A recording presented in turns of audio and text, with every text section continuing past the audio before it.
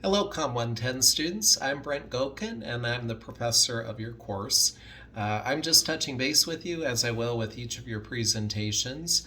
I know that the first one oftentimes creates a lot of questions regarding the audience requirements. Those requirements are established by our governing boards for community colleges, and you are supposed to have 6 people in attendance viewable during the actual presentation.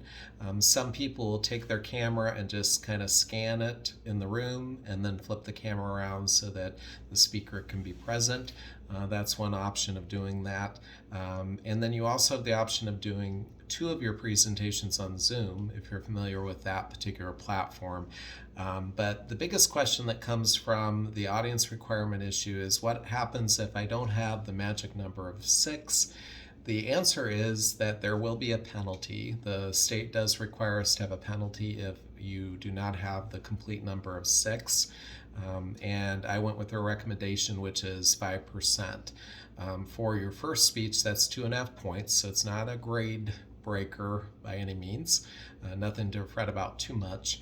And if you for some reason fall short on finding enough audience members to meet the magic number of 6 and are fearful of the 5% penalty, I would recommend that you consider completing an extra credit assignment. There are several of them listed in your syllabus, and they're worth 10 points each. So that makes up for a lot of those missed points that you might have experienced.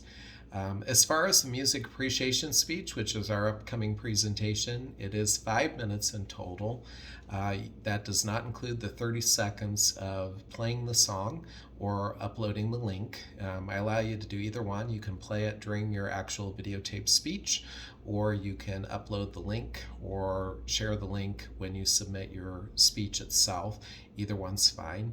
I've had a lot of questions about sources regarding the music appreciation speech. There are 3 of them that are required.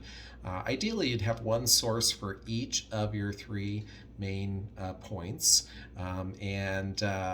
What I've seen most frequently happen is that students give us a background and history on the band or group. They provide information about awards or accolades that the performing group has received or even received for the song that you're playing. I've had students who have focused on the songwriter and kind of what was the hidden story behind why the song was created and what was the purpose and so forth. All those would require external sources, obviously, to give us that background. But each one of you needs to have one of your 3 main points actually focus on why the song is significant to you personally, why you selected it, and in some cases you may not have a source for that particular main point because you're really kind of sharing about yourself. However, some people will talk about the lyrics and why the lyrics are significant, and you could easily cite the song itself, the title of the song, who wrote it, and when, as a source citation for your speech.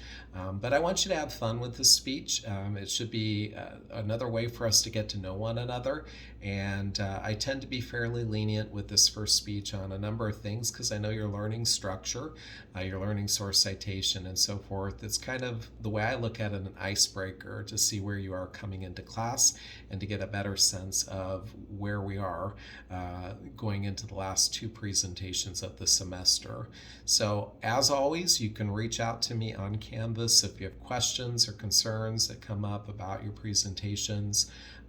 But don't worry too much about the audience requirement. If you can't make it this first time, it's not a huge penalty. And also remember that you have a complete description of the assignment in the syllabus, so you can take a look at that and review it and begin your research when it comes to the background and history of the song or the artists that created it.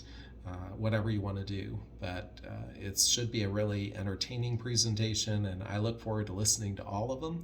But hopefully this will help clarify some of the questions that I've received, and you're always welcome to reach out to me, like I said, on Canvas or via email if you have anything that comes up between now and the deadline. Have a great day, everyone.